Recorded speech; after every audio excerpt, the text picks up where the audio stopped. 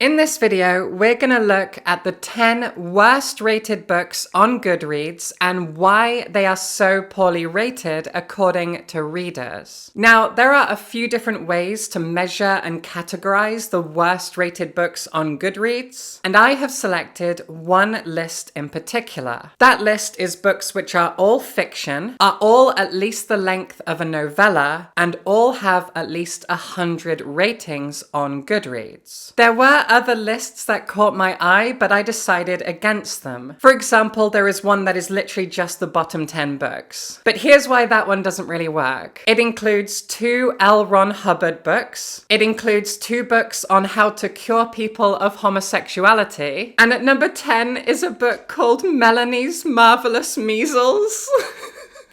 So I'm going to ignore that one and focus on the fiction list. But before we get into it, this video was sponsored by Bellesa Boutique. My friends at Bellesa and I are literally sending out free vibrators or gift cards for vibrators to everyone who signs up to my giveaway. Speaking very candidly for a second, as someone who takes antidepressants and is also on hormone replacement therapy, my drive is often not where I want it to be. And the most fun and exciting way to help with that is toys. Toys is the right name for what Bellesa Boutique offers because they're fun. They add a sense of fun to the bedroom. Everything that my partner and I get up to now is more fun than ever before thanks to Bellesa Boutique's toys. All 4 of the toys that I've got here are in discreet cases and are rechargeable. This first one is called the Pebble and it has vibration and suction functions controlled separately, which is brilliant. And it doesn't have any weird or annoying pattern modes either. The Air Vibe has dual stimulation, it is waterproof, and it's silent, but deadly. Now, the Flutter Vibe is very similar to the Air Vibe, except it actually simulates the human tongue. This is amazing. And yeah, it goes faster. This is great. And finally, we have the Thump, which is an all-in-one toy that does vibration, suction, and thumping. This thing uses Bellesa's improved Pleasure Jet technology. And the Thump is, well, it's quite something. Yeah, this thing does everything. Everything. So as I said at the beginning, Bellesa are literally sending out free vibrators or gift cards for vibrators to everyone who signs up to my giveaway. So click the link in the description and thank you so much to Bellesa Boutique for sponsoring this video. Here are the 10 worst rated novels on Goodreads, starting with number 10. Manic Pixie E-Girl by Nate Lemke. The description of this book starts with a doozy of a statement, which to me feels like something the author is proud of, but can't say for sure. The most cancelled book on TikTok. Good for you, Nate. Good for you. Manic Pixie E-Girl is a prophetic chronicle of cults, conspiracies, and the darkest corners of the internet. Across 3 parallel narratives, Lemke draws readers into a depraved universe of chronically online cam girls, alternate timelines, and one man's chaotic quest to be healed. Neurotic loner and self-diagnosed girl addict Alden Goodnight has sworn off women altogether, but when a provocative young content creator moves into the apartment above him, his resolve to stay celibate is put to the test. Claiming to be the new messiah of the 21st century, the audacious and irresistible Abby Cadabra is anything but your typical girl next door. Enigmatic, ambitious, and a bit naive, she is determined to become the most esoteric e-girl the internet has ever seen. Alden soon becomes captivated by her irreverent charm, and the unlikely pair set out to create a salacious social media empire, even if it means starting an apocalyptic sex cult in the process. Sure. But as their controversial content catapults... alliteration, them to unprecedented levels of fame, a chance encounter with a mysterious book has them scrambling to find a way to reset the 9/11 timeline before a shadowy government organization jumps the entire planet to the darkest timeline. Community reference. Intertwined with a tarot-inspired fantasy about a man without a shadow and the tell-all confession of a former top-secret government official, Lemke's debut novel is a narrative particle accelerator that explores everything from simulation theory to our capacity for redemption in the digital age. That is one of the longest blurbs I've ever read, and I'm not gonna lie, Nate, you have won me over. I'm gonna read this. I want to read this book. Like, no, I haven't read any of these books. And I think you can forgive me for that. I'm not wasting my time on the worst rated books on Goodreads. I don't make enough money off this channel to do that. Quite frankly. But I really want to read this one. I really do. The top review of this book starts with an edit in 2023 that reads, "The author is clearly trying to rebrand this book in a new attempt to viral marketing it to 4chan instead of TikTok, cross-posting screenshots of his own green text posts on Reddit to drum up interest." That is absolutely wild. Wow. Okay, so there's a bit of a scandal. Who doesn't like a good scandal? Me, a lot of the time. I don't really have the energy for them. Okay. 9 more to go. And apparently they only get worse. Oh my god, how did I not notice this before? I went through this list. I went through the whole thing. I didn't notice. Number 9 is by Morrissey. How did I... Number 9 is List of the Lost by Morrissey. I'm going to assume that this one might be a bit racist. I don't know what would make me think that. Beware the novelist. Intimate and indiscreet, pompous, prophetic airs. Here is the fact of fiction, an American tale where naturally evil conquers good, and none live happily ever after. For the complicated pangs of the empty experiences of flesh and blood, human figures are the reason why nothing can ever be enough. To read a book is to let a root sink down. List of the Lost is the reality of what is true, battling against what is permitted to be true. Penguin Books is delighted to announce the forthcoming publication, List of the Lost, Morrissey's extraordinary novel. The top review says, "My husband made me read this and now we're getting divorced." Another review says, "I don't think I have a sufficient vocabulary to express how bad this book is. I think it's something you can only truly comprehend if you read it." No. I'm not reading a Morrissey book. Look, I like the Smiths, okay? I confess, I sometimes listen to the Smiths. They're not exactly the Cure, but I grew up liking the Smiths, okay? I can listen to them sometimes. I always feel a bit awkward about doing it, but I'm not reading a Morrissey book. I remember when his autobiography came out, and it opened with a line something like, "My childhood is streets upon streets upon streets." I remember that. I remember flicking through it, because back then I didn't know. And I just remember that opening line going, oh, that's quite good. That's reads like a Morrissey lyric, honestly. Anyway, no. I'm not reading it. Number 8 is a book that describes itself as a biting satire. The novel is called Citizen Girl, and it was written by 2 authors, Emma McLaughlin and Nicola Kraus, authors of the New York Times bestseller, The Nanny Diaries. Working in a world where a college degree qualifies her to make photocopies and color coordinate file folders, 24-year-old girl, capital G, is struggling to keep up with the essential trinity of food, shelter, and student loans. So, when she finally lands the job of her dreams, she ignores her misgivings and concentrates on getting the job done, whatever that might be. Sharply observed and devastatingly funny, Citizen Girl captures with biting accuracy what it means to be young and female in the new economy. A personal glimpse into an impersonal world, Citizen Girl is edgy and heartfelt, an entertaining read that is startlingly relevant. And yet it's so terribly, terribly rated. One of the reviews says, "Holy mother of suck." I should have put it down as soon as I realized the main character's name was Girl. No, really. And her boss is named Guy. And her boyfriend's name is Buster.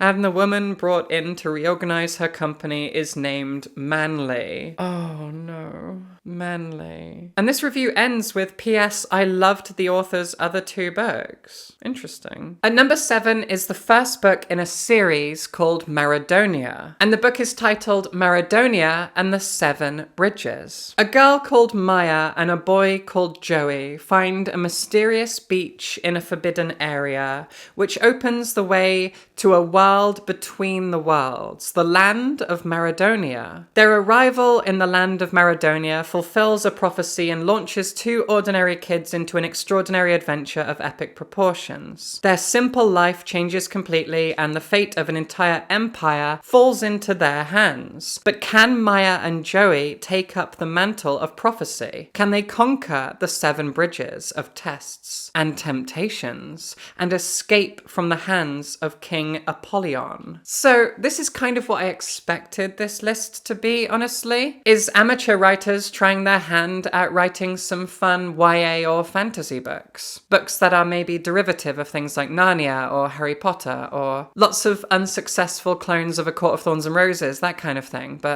1098, they weren't that. This is that. This is exactly what I expected to find. But this review is interesting. The book, by the way, is by Gloria Tesh. I don't think I mentioned that. And the review says, if you've heard of Gloria Tesh, you've probably heard that she promotes herself as the youngest novelist in the world. Well, she's not. And even if she were, her debut novel, Maradonia and the Seven Bridges, wouldn't exactly be a rousing advertisement for teenage authors. This self-published disaster is a meandering, plotless mess, making its way through a sludgy mixture of cutesy fantasy, horrible Christian symbolism, and writing bad enough to make your eyeballs burn. Oh dear. I think I'll stop there with that one because I don't want to pick on a self-published teenager. That's harsh. So, on to number 6. Revealing Eden. This is the first book in a series called Save the Pals, and it's written by someone called Victoria Foyt. Eden Newman must mate before her 18th birthday. Oh my, oh dear. In 6 months, or she'll be left outside to die in a burning world. Must mate before her 18th birthday. Golly gosh, okay. But who will pick up her mate option when she's cursed with white skin? Oh my god. Cursed with white skin and a tragically low mate rate of 15%. I don't know. I mean, who will? She was cursed with white skin. In a post-apocalyptic, totalitarian, underground world where class and beauty are defined by resistance to an overheated environment, Eden's coloring brands her as a member of the lowest class. A weak and ugly Pearl. Oh, because pearls are usually beautiful. It's a subversion. Oh, it's clever. If only she can mate with a dark-skinned Cole from the ruling class, she'll be safe. Oh, this is making my skin crawl. Oh god, I'm actually getting goosebumps. Just maybe one Cole sees the real Eden and will be her salvation. Her co-worker Jamal has begun secretly dating her, but when Eden unwittingly compromises her father's secret biological experiment, she finds herself in the eye of a storm and thrown into the last area of rainforest, a strange and dangerous land. Eden must fight to save her father, who may be humanity's last hope, while standing up to a powerful beast man she believes is her enemy despite her overwhelming attraction. Eden must change to survive, but only if she can redefine her ideas of beauty and love, along with a little help from her adopted aunt, Emily Dickinson. What? Emily? What? No. Is this an attempt at a clever commentary on race and class dynamics? If it is, it's not Yellowface, is it? Right. Number 5 is the first of 3 books to appear on this list by the same author, someone called Onishan. The book is called Reaper's Creek, Daniel the Godslayer. And again, this is one of 3 books in the top 5 by someone called Onishan. A young boy named Daniel encounters creatures from another world. They take him night after night into the black void of their reality till he begins asking questions. Why was he chosen? What do they want with him? Does he have to be a victim? Daniel decides to fight, and as he wages war on all those who try to harm him, he finds his own adventure. Love, loss, and chaos. This is the life of Daniel. 91% of the reviews are 1 star. And there are 359 ratings. That's quite a lot. One review just says, if narcissistic personality disorder was a book. Oh, the top review says, is this the one with the... I can't say that on YouTube. Imagine the worst thing in the world. It's 2 words. The first word is child. Another review says, please, somebody stop this man. I still want to read the Manic Pixie E-Girl one. I really do. I'm not reading this one. Number 4 is by Onishin and also edited by someone called Lainey. That's added in the... I don't know why. And it's called Stones to Abigail, but it's Abigail spelled in a way I've never seen. I want to be direct. My name is Greg. I go by Onishin online. This book is made up of events that occurred in my own life, mixed with fiction from the made-up life of James. James is essentially a better version of myself. That doesn't bode well for you, given how... Anyway, his home, his school, and his life all resemble my own at his age. The people James analyzes and is surrounded by are not so unlike those I've known as well. I have experienced much of the loss James has. However, his happier moments are more often than not also mine. I want to share my story without it being purely non-fiction. I simply felt this approach would make for a far better book. Well, you succeeded. At points I cried while writing this. At others, I laughed. Okay. Stones to Abigail is not just a book I wrote. It is a piece of who I am. And the top 1-star review says, surprisingly, a 30-year-old man who made an entire career out of mocking and exploiting vulnerable people has no understanding of another's pain other than to boost his own ego. That much is clear when all of his ex and current girlfriends were abused at one point, allowing Onishin the role of the savior. I'm going to stop there. No. At number 3 is a novel called Empress Teresa, and it's by an author called Norman Boutin. There are a million romance, mystery, and modern angst novels, but there is only one book about a heroic teenage American girl winning against impossible odds and changing the world. Judge for yourself. This one-of-a-kind story is a great gift for a teenager. An 18-year-old girl gets enormous power over the whole world. What will she do with it? That is original. There are no other books like it. And I'm so proud of you for writing something so against the grain, something so punk and unique. You should be very proud of yourself, person whose name I've forgotten. Number 2 is by Onishin, shockingly. This is Why I Hate You, the tragic story of Arthur Gale. So we had Abigail, spelled G-A-L-E, and now we've got Arthur Gale, G-A-L-E. Okay. Within these pages wait violent fights, diseases, death, controversy, sexuality, tragedy, and crime. This journal documents a hateful young man's path to darkness. Many events that occur are based on real events. Oh goody. You will find many moments from the author's own life sewn into the life of Arthur Gale. You can only go so far before all hope of return is lost. Based on the reviews I've read, I think people would mostly agree with that. This book reaches that point and goes even farther. James represented the light. Arthur is the dark. There is no hero. There is only Arthur. Oh, it's so edgelord. It's so... Oh my god. Okay, I do judge this reviewer who says, I honestly did not think the second book could be worse than the first, and I was wrong. You have a finite amount of time on this planet, and this is what you're doing. I mean, this is what I'm doing. Who am I to talk? I made this video. I thought this would be fun. It has not been fun, and it's very humid. And yeah, okay, you know what? I'm not going to judge. Who am I to talk? I'm literally here doing this now. And at number 1 is, again, the kind of book I expected to find on this list. I can't imagine how anyone could write anything worse than what's been described in the blurbs and by the reviews of the books of Onishin, but let's see. This book is called Crown of Starlight, and it's written by someone called Kate Corain. Greek mythology takes to the stars in this steamy sci-fi reimagining of the tale of Ariadne and Dionysus. The first book in a snarky, queer, lushly romantic duology set in a galaxy of monstrous mortals, bloodthirsty gods, and love fierce enough to shatter the cosmos. Honestly, That sounds like any one of the hugely popular romantasy books right now. It advertises itself as queer, that's good. Greek mythology reimaginings are massive right now, and I have seen a few that have set themselves in space in a sci-fi setting. Blending that with romantasy and having something queer in it, none of that sounds unusual to me. And I like Ariadne as a character. All of this sounds good. I would read this based on that. So what's wrong with it? One review says terrible writing, the characters lack depth, and the plot was uninteresting. Okay, not the worst review I've ever read. One just says, let's see how this plays out. Oh god. Context. Okay. Review bombing fellow debut authors, the majority being POC, is a surefire way to go on my DNR list. Interesting. Another review says the author is a trash person who made fake Goodreads accounts to bully fellow authors, many of whom were POC. By rating their books low, she then refused to take accountability.